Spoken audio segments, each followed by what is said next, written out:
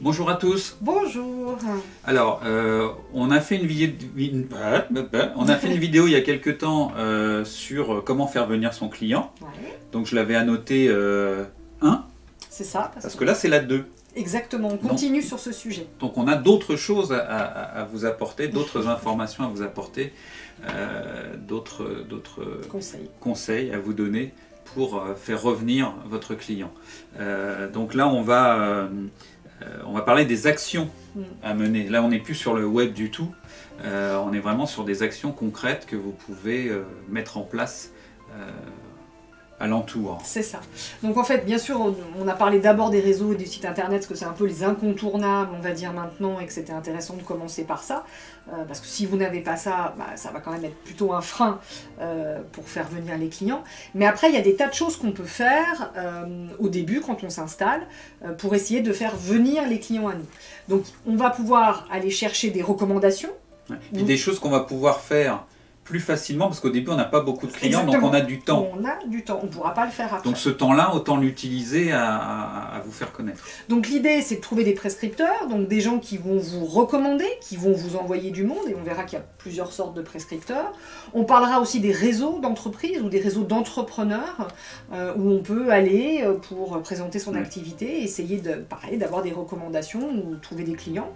Et puis de ce qu'on peut faire pour que le client commence à nous connaître, alors qu'il n'a même pas encore téléphoné mais qu'il n'est pas venu. Comment est-ce qu'on peut aller le chercher pour commencer à le faire venir un petit peu chez nous. Voilà. Ok, alors donc les prescripteurs, on a quoi comme prescripteur? On a quoi comme type de prescripteur? Alors, il y a deux types, on va dire, de prescripteurs. Des gens qui vont pouvoir envoyer des clients chez vous parce que le massage va être complémentaire à leur métier. Ah oui. C'est-à-dire que le client est stressé, le client est pas bien, j'en sais rien. Enfin, ils ont vu le client pour une problématique. Ça peut être donc un médecin? Ça peut être un médecin, ça va être un peu toutes les médecines douces ou tout le paramédical, médical, paramédical, etc. C'est-à-dire qu'il est confronté à un client qui est stressé, qui est pas bien, qui est en dépression, tout ce qu'on veut, et il va lui dire ça vous ferait certainement du bien de vous faire masser. On peut prendre l'exemple aujourd'hui des grands hôpitaux parisiens quand des gens ont un cancer. Dans la liste de tout ce qui conseille en termes de pratique, on retrouve le massage bien-être par exemple. Donc ça peut, on va pouvoir aller chercher, on va voir comment faire ces prescripteurs pour qu'ils puissent vous envoyer du monde.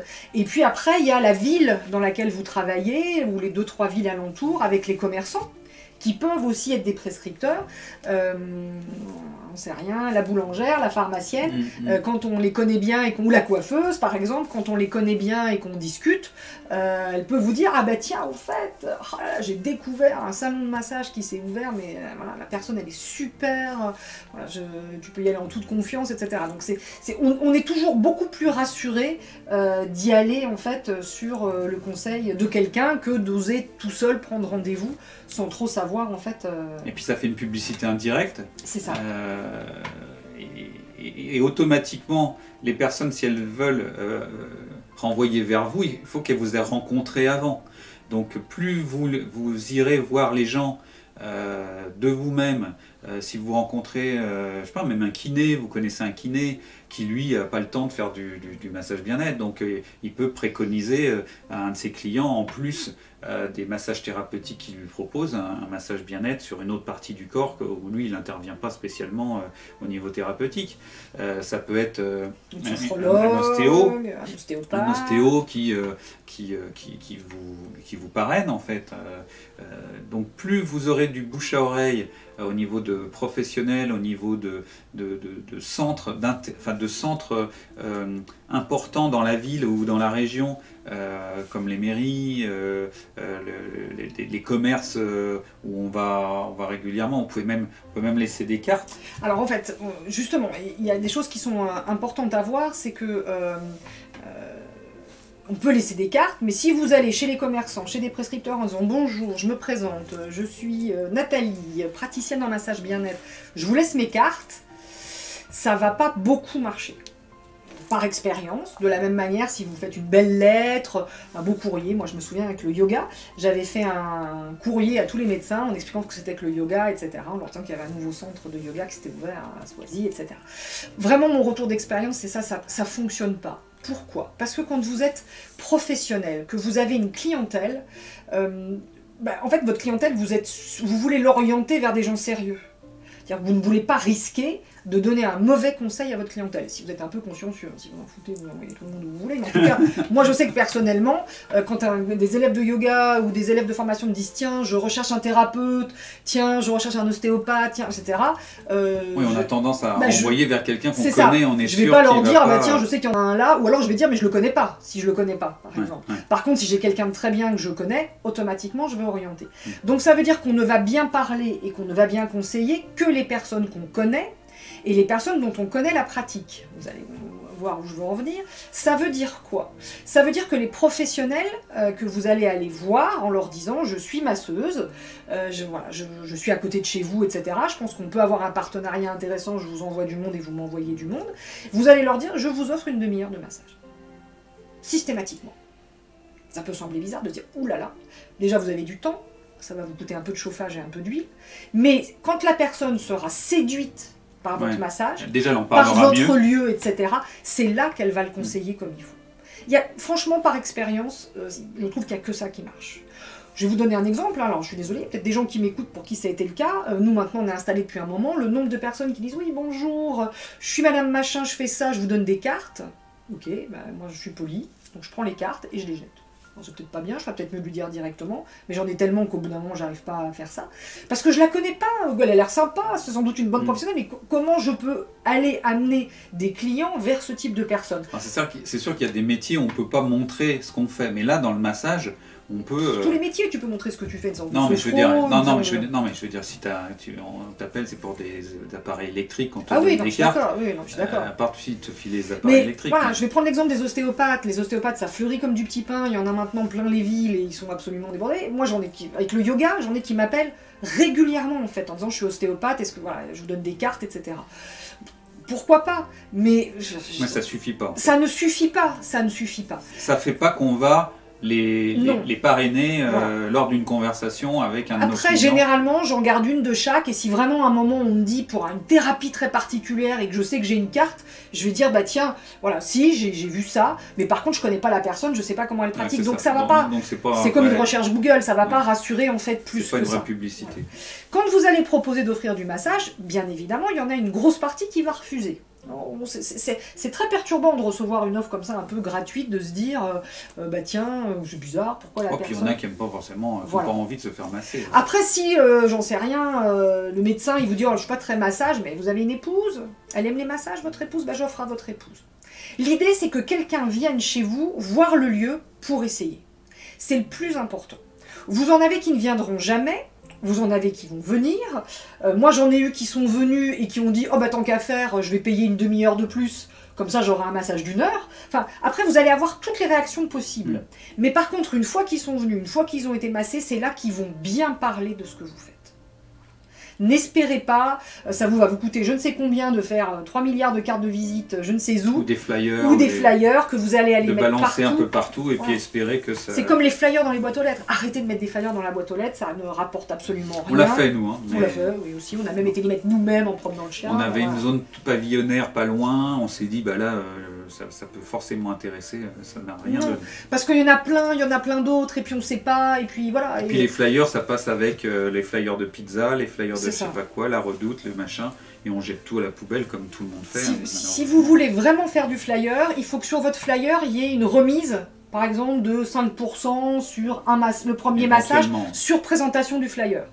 Et comme ça vous permettra de voir le retour que vous avez par rapport au flyer. Mais tous les gens qui ont fait ça ont dit que de toute façon, il y avait vraiment un retour qui était très faible. C'est plus trop, avec Google, avec tout ce qui se passe maintenant, en sortant son téléphone, on trouve des adresses, les machins. Donc les prescripteurs, il faut que vous les massiez. Et puis il faut y revenir. Vous avez fait le tour de tous ceux qui vous semblaient intéressants à côté de chez vous. Alors, qu'est-ce qui peut conseiller du massage? Un naturopathe, s'il ne lui masse pas, peut avoir besoin d'orienter. Un kiné qui ne fait pas du tout de massage bien-être, s'il est ouvert à cette pratique, peut envoyer du monde. Un ostéopathe aussi, moi je trouve que les ostéopathes, je suis désolée, messieurs, s'il y a des ostéopathes qui nous écoutent, sont souvent pas toujours des bons prescripteurs. Moi j'ai beaucoup envoyé en ostéopathie, j'ai jamais eu un retour de l'autre côté, jamais, que ce soit en yoga, etc. Après ça dépend peut-être de la personne, mais en tout cas, parce qu'il y a beaucoup de concurrence. Et vous savez, dans les métiers où il y a beaucoup de concurrence, où du coup c'est difficile de gagner sa vie, on a toujours peur d'envoyer ailleurs, de peur que peut-être le client ne revienne pas chez nous. C'est une peur assez naturelle, ça se passe pas du tout comme ça, au contraire le client il est plutôt rassuré de voir que vous l'orientez comme il faut, mais n'empêche que, imaginez qu'avec le massage il n'y ait plus besoin d'ostéopathie, je pense qu'il y a un petit fond comme ça derrière, j'en sais rien, en tout cas je trouve que c'est des fois un petit peu plus difficile. Ça peut être tous les thérapeutes, les psychologues, les psychothérapeutes, etc. qui eux ne massent pas, et leurs clients sont plutôt en souffrance, sont plutôt en difficulté, donc vraiment c'est des gens qui peuvent être prescripteurs, les sophrologues, si le sophrologue masse pas, enfin, tous les gens qui vont aller intervenir sur de la souffrance, des difficultés, et pour lesquels leur patientèle ou clientèle, en tout cas, a besoin de bien-être. Donc ça, ce sont vraiment des gens qui sont plutôt intéressants à aller voir et à, voilà, à partager la pratique. Sinon, alors, dans la méthode, le coup de fil, où on y va, on va les voir le mieux, c'est d'y aller, si c'est possible, parce que c'est des gens, des fois, qui reçoivent que sur rendez-vous, etc. Sinon, il faut téléphoner. De toute façon, il faut téléphoner pour prendre rendez-vous déjà. Mais en tout cas, ça dépend, il y a des centres qui sont un peu ouverts, où tu peux rentrer, etc. Donc ça, c'est pour les gens qui sont liés au bien-être, et du coup, qui peuvent être prescripteurs pour vous. Attention aussi, c'est important si vous avez quelqu'un qui joue le jeu, qui a apprécié votre massage et qui vous envoie régulièrement du monde, de rendre l'appareil. Oui. Parce que ça, on le voit aussi. On prescrit, on dit. Ah super, merci, j'ai eu machin grâce à vous, j'ai eu machin grâce à vous, ok. Mais moi, j'ai jamais personne grâce à toi, en fait. Et au bout d'un moment, la personne, elle va se lasser, obligatoirement. Enfin, qu'on peut comprendre. C'est bien aussi, à un moment... que ce soit dans les deux sens, que ce soit gagnant-gagnant. Voilà, c'est ça, que ce soit vraiment dans les deux sens, ça, c'est important. Donc ça, c'est pour les prescripteurs, on va dire, bien-être de manière générale. Les commerçants, de la même chose, en fait. Le commerçant, pour qu'il parle de vous, il faut qu'il ait testé. Là, c'est facile, c'est des commerces. Donc là, on rentre, on va voir la coiffeuse, toutes les salles, toutes les coiffeuses. Ça va être un peu pareil, ça, de toute façon. C'est ça. Là, on est un peu... On rentre, on propose du massage. Comme c'est une boutique, elles ne viennent pas, on y retourne, on réinsiste. Venez, je vous en prie, ça me ferait plaisir. Comme ça, vous pourrez parler de mes massages. Il faut y aller. Et la difficulté que vous allez avoir, c'est quand même souvent dans nos métiers, on trouve des gens qui ont des difficultés à se vendre. Donc des gens qui vont, souvent, on aime bien s'occuper des autres, mais on a des fois du mal, nous, à être vendeurs de nous-mêmes. Là, vous offrez un truc, c'est beaucoup plus facile. Oui. D'arriver en disant bonjour, je suis masseuse, voilà ma carte, on n'est pas toujours à l'aise. Bonjour, je suis masseuse, je vous offre une demi-heure de massage. Souvent, on est un petit peu plus à l'aise. Donc je trouve que ça facilite aussi un petit peu le démarchage. Donc ça, c'est pour la partie se faire connaître au niveau des prescripteurs, que ce soit paramédicaux, bien-être ou les commerçants. Ensuite, on va pouvoir aller vers les réseaux sociaux. Enfin, les réseaux... Non, pas les réseaux sociaux. Les réseaux professionnels, les réseaux d'entrepreneurs. Il y en a plein dans chaque région. Donc alors, qu'est-ce que c'est un réseau d'entrepreneurs? C'est un regroupement d'un certain nombre de professionnels qui font des réunions souvent assez régulières pour parler de l'évolution de leur commerce, de leur métier, des problématiques rencontrées dans la région, donc tout un tas de choses qui sont intéressantes globalement et qui ont, avec des retours sur des métiers différents. Souvent d'ailleurs c'est un type de métier par... ça dépend des réseaux. Groupe. Il y a des réseaux où c'est qu'un seul métier qui doit être représenté, puis il y a des réseaux où ils acceptent tout le monde. Ça dépend vraiment des réseaux. Et du coup, vous allez connaître, je sais pas, le vendeur de photocopieurs de la région, vous allez rencontrer le monsieur qui fait les sites internet. Donc ça peut être des gens avec qui au final vous allez travailler par la suite, mais qui aussi peuvent parler de vous ou vous apporter des informations qui vont vous aider à être un peu plus connu dans la région. Après, c'est vrai que... Alors, il faut bien choisir son réseau, parce qu'il y a de tout. Vous avez des réseaux payants. Il y en a certains qui coûtent très cher, mais dans ces réseaux payants qui coûtent cher, généralement, il y a une obligation pour les membres de vous recommander de la clientèle. Donc souvent, un peu le leitmotiv de ces réseaux, c'est que certes, vous payez cher, mais que normalement, en chiffre d'affaires, vous devez récupérer plus que ce que vous avez investi. Ça, c'est le principe. Vous avez des réseaux qui sont gratuits ou certains avec des toutes petites cotisations. Vous avez des réseaux réservés aux hommes, des réseaux réservés aux femmes, des réseaux pour les auto-entrepreneurs. Enfin, il y a un petit peu de tout. Donc, à vous aussi de faire un peu votre marché. Souvent, les deux premières réunions sont gratuites. Donc souvent on peut aller voir pour voir si ça nous parle, si les gens qui sont dans le réseau nous parlent. Alors surtout, là par contre il y a une partie Vente de soi-même. Vente de soi-même qui est pas évident. Moi, je sais que ces réseaux-là, j'aime pas trop. Parce que aller me présenter à des gens que je connais pas, qui font pas le même métier que moi, juste pour en fait échanger et se faire connaître, c'est un métier de commercial. Hein, Là, il y a un côté où il faut se vendre quand même, il faut expliquer qui on est, ce qu'on fait, etc. Moi, je suis pas la tchatche par rapport à ça. Je vais pas. J'ai peur de m'imposer et puis face à une personne qui en a rien à faire de ce que je vais lui raconter. Donc c'est pas évident. Ça, faut vraiment y aller quand on a la fibre de ça, quand on est à l'aise avec des gens qu'on rencontre pour la première fois, qu'on est à l'aise pour échanger verbalement sur son métier, sur ses difficultés. Donc si vous êtes très timide, très introverti, ça risque d'être quelque chose qui après, ça plus peut obliger justement aussi à travailler un peu si sur vous soi. sentez d'essayer, essayez-le. Mais par contre, vous forcez pas, quoi, parce que ça ne donnera rien. Il faut que ça soit quelque chose qui soit quand même acceptable pour vous. Après, vous avez des réseaux qui forment aussi, c'est-à-dire des réseaux où chaque mois, par exemple, parce que les réunions peuvent être une fois par semaine, une fois par mois, une fois tous les je sais pas combien, donc ça varie de réseau à réseau. Mais par contre, certains réseaux, vous allez avoir à chaque fois un terme de formation. Comment calculer sa rentabilité, comment communiquer sur les réseaux sociaux, etc. Donc ça peut être aussi intéressant, parce que quand on est auto-entrepreneur, on se sent souvent seul sur un certain nombre de choses, et vous avez des réseaux qui vous aident aussi, en plus que de développer votre activité, sur des thématiques qui sont liées à votre entreprise. Donc ça peut quand même être intéressant. Il faut essayer, il faut aller voir. Après, il n'y a pas d'obligation, vous accrochez, c'est bien, vous accrochez pas, vous arrêtez. Mais ça peut être une belle manière de développer sa clientèle. Dans nos vidéos, il n'y a rien qui est obligatoire. C'est simplement des pistes qu'on vous donne parce que pour vous aider au cas où vous n'y ayez pas pensé et que vous disiez ah bah tiens effectivement moi j'ai pas pensé à faire ça, je vais tenter quoi. Donc c'est voilà, il n'y a pas de on n'est pas obligé de tout faire, mais il faut quand même faire un certain nombre de choses. En tout cas, rester dans ce que vous trouvez le plus facile, où vous êtes le plus à l'aise, quoi. Ouais. Et puis, troisième étape, donc là on a vu comment trouver des prescripteurs, là c'est plus les réseaux d'entrepreneurs qui peuvent être prescripteurs et nous aider aussi dans notre activité.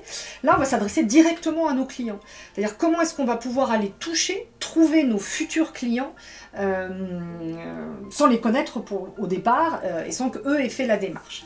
Alors là il va y avoir quand même un petit préalable ou un petit préambule, c'est qu'idéalement il faut connaître le massage assis, c'est lui qui va nous aider. Oui.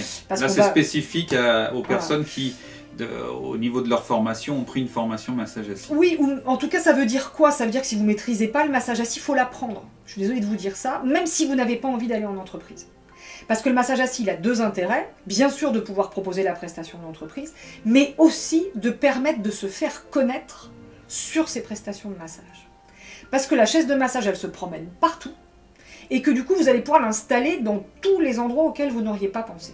Ça veut dire quoi? Ça veut dire qu'on peut faire les salons, les foires, les marchés, on peut aller au moment des soldes chez un commerçant, vous trouvez une boutique assez grande où il y a un espace, c'est les soldes, tout le monde est fatigué, tout le monde n'en peut plus, ou peut-être pour Noël, là Noël approche, c'est bientôt les fêtes de Noël, vous faites les achats, vous êtes fatigué, et bien du coup le commerçant il va vous laisser installer votre chaise, c'est gratuit pour le commerçant. Pour lui.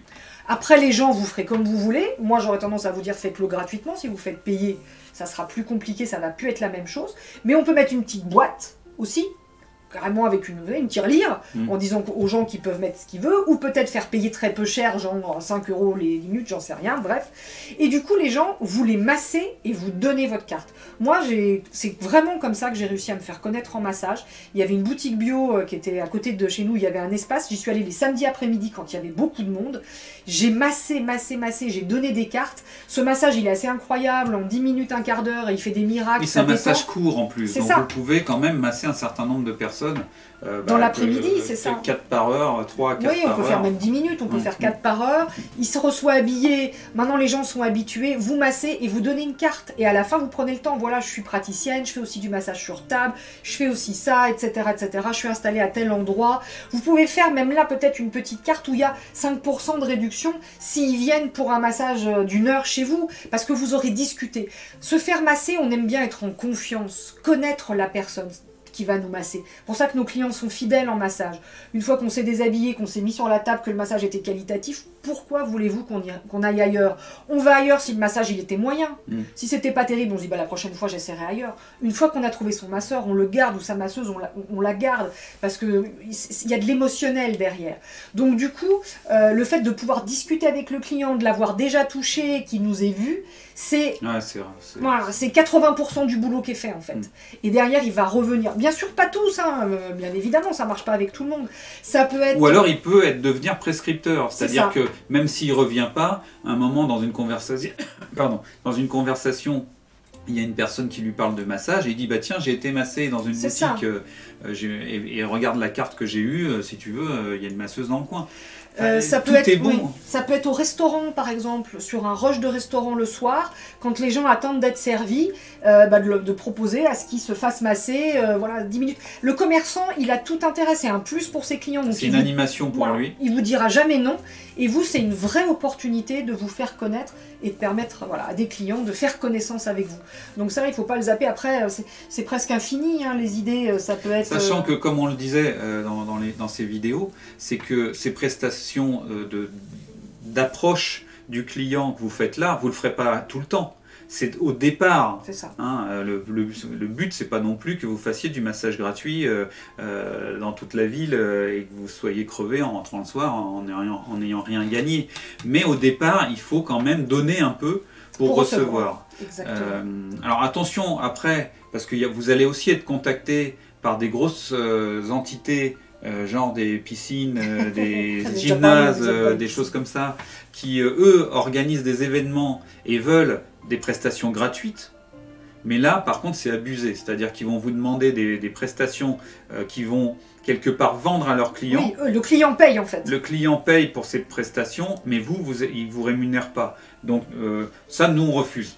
On a même été contacté par de ce type d'établissement qui nous disaient « Mais vous n'avez pas des élèves qui seraient intéressés pour venir faire une prestation chez nous, ils vont être connus ?» Non, ça, vous venez à un événement piscine et vous êtes massé, vous êtes pensé piscine, vous ne penserez pas massage derrière. En plus, si on ne peut pas vous donner de carte, vous êtes en maillot de bain, enfin c'est un truc... Et puis c'est surtout que c'est vous qui décidez de la gratuité des choses, et cette gratuité, elle doit vous rapporter quelque chose. À partir du moment où quelqu'un fait payer quelque chose et qui vous demande d'intervenir gratuitement, c'est plus juste. En fait, il se sert de vous lui, il se fait du chiffre d'affaires attirer des gens chez lui. En fait. Ça, c'est pas ok. Faites attention à ça. Donc l'idée, c'est que vous en retourniez, vraiment que vous ayez choisi. Mais à partir du moment où quelqu'un gagne de l'argent, si le commerçant il dit ah ben moi pas de souci, les massages je vais les faire payer, niet. On n'est plus du tout dans la même relation en fait. Là, on change. Si lui il fait payer, il vous reverse quelque chose. Après, c'est à vous de décider de faire payer ou pas le client. Pour fidéliser, on est vraiment dans une autre démarche. Donc c'est vrai que c'est bien, tu as raison de le préciser, parce que vous serez sollicité par plein de gens, les associations caritatives, oui alors contre le cancer, contre je sais pas quoi, ils vont aller jouer sur les sentiments en disant est-ce que vous pouvez... le bien-être, il y a beaucoup de gens pour qui l'associent pas à un métier en fait. Donc masser c'est super, donc venez masser gratuitement. Non, ça c'est autre chose. À partir du moment où c'est un travail, où on vous sollicite, vous devez être rémunéré. Par contre, que vous décidiez vous, pour vous faire connaître, de faire certaines choses gratuitement, ça n'a rien à voir et c'est votre choix. Ouais, c'est à vous de décider. Voilà, je pense qu'on a tout dit, il y a déjà pas mal de choses. Oui, il y a déjà pas mal de choses. Voilà, comme d'habitude, on espère que ça va pouvoir vous aider à évoluer, à penser à d'autres choses. Si vous avez d'autres idées qui vous viennent quand vous regardez les vidéos, comme d'habitude, n'hésitez pas à laisser un commentaire. Ou d'autres choses que vous avez mis en place, peut-être vous, et qui fonctionnent bien. Ou des choses que vous auriez mises en place qui fonctionnent bien, qui pourraient aider la communauté masseuse, masseur en Jayati. C'est avec plaisir. Et puis, il ne reste plus qu'à dire au revoir. Dire au revoir. Et on se dit au revoir et à bientôt pour une nouvelle vidéo sur le massage bien-être. Au revoir. À bientôt.